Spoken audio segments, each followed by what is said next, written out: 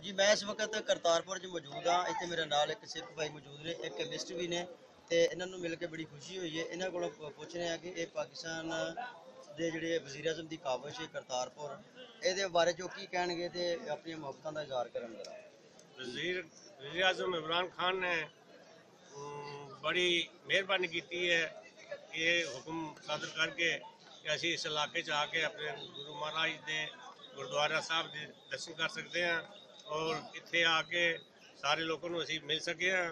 और असी बड़े शुक्रगुजार हाँ इमरान खान साहब के और सिद्धू साहब के और श्री नरेंद्र मोदी जी के।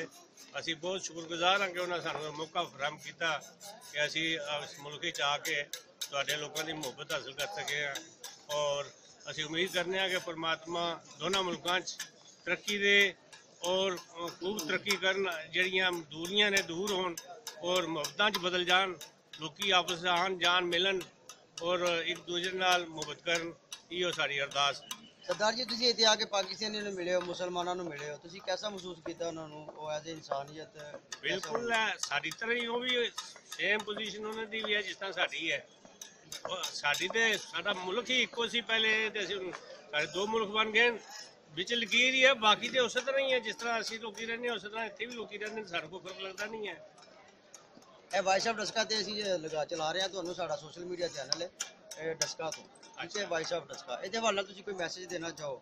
मैं इो कहांगा कि तुसीं इहो मैसेज दुनिया फैलाओ, पाकिस्तानियों भी हिंदुस्तानियों भी, कि भाई आपस में मिल बैठ के एक गलबात कोई गलतफहमियां जड़ियां दूर करो और अपने मुल्कों की तरक्की वास्ते जोर लगाओ। सारे रल मिल के अवाम अपने अपने मुल्क की तरक्की करन और जेडे पिछले झगड़े च मिले उन्होंने खत्म करन जल्दी तो जल्दी। उस सारे रीजन की तरक्की है जे असी दो मुल्क अमन नाल रहिए और पुराने खिलाफात दूर करिए। जी बहुत शुक्रिया जी सरदार जी।